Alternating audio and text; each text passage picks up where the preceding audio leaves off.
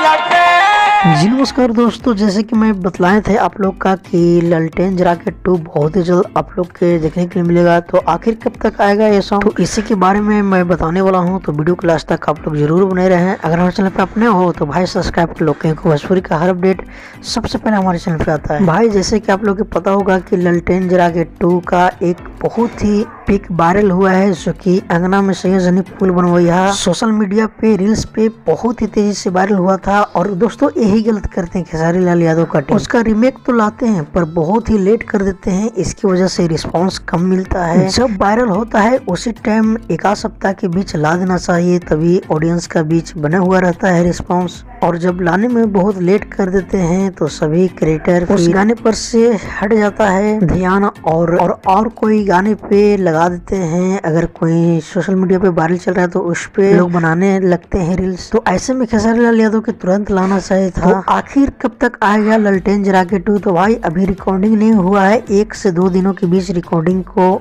Start की जाएगी।